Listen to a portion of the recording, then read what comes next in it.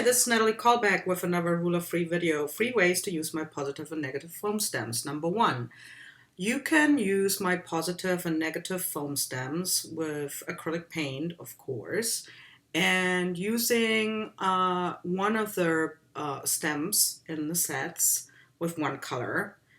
Here I'm using the Versailles stem set, and it's a nice tile. If you line it up, you can get a really cool tile pattern.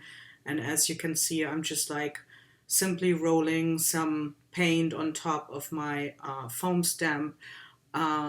Here, if you look from the side, you can actually see how you can line it up so that it just like goes kind of seamless with what you stamped before.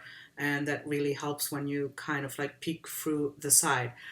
There's Versailles negative and positive foam stem set will also soon come as a mini, so I stamped a couple of those on top of it just so you see the difference in sizes. And then simply use the other stamp in the set and a different color and stamp on top of what you stamped before. And again, to see how you line that up, you just peek from the side, and there you can see wherever there's no color from the stamping before, you line up your new stamp. It's really easy once you get the hang out of it.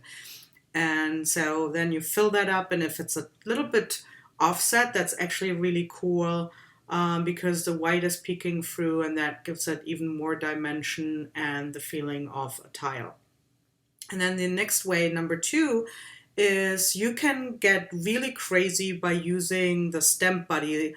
The art foamy stems can come with a stamp buddy or without. In my store right now, they all come with a stamp buddy.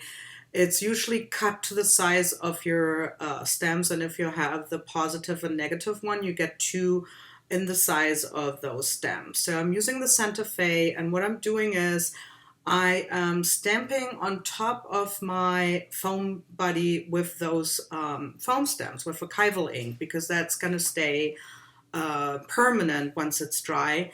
And then I'm filling all those squares. This is like really crazy how I'm doing it right now, but just to give you an idea, with different colors, because the black stamped area indicates where my stamp is gonna hit. So if I fill that color in just that area, I know this is where my stamp is going to be inked up with that color. And then I can do the same thing, start lining up the stamp, stamping it, and every square has a different color. And then I did that off recording with the second stamp set.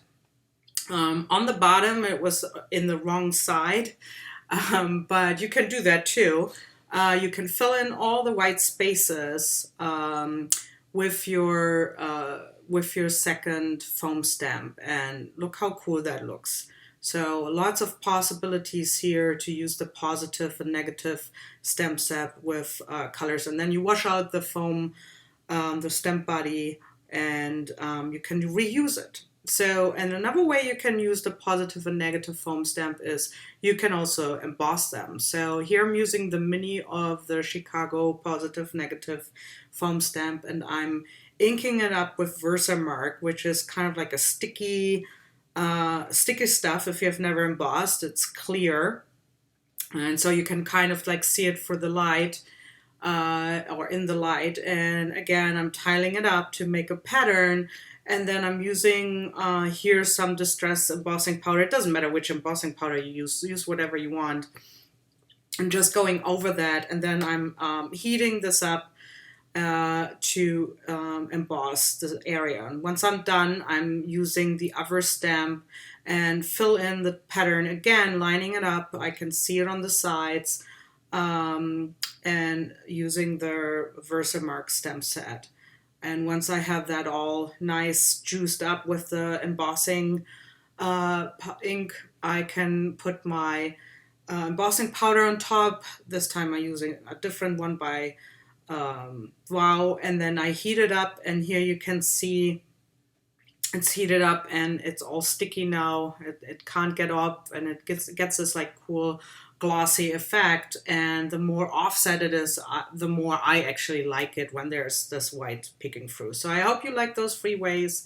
Let me know if you have some other ideas how to use those, and yeah, see you soon. Bye.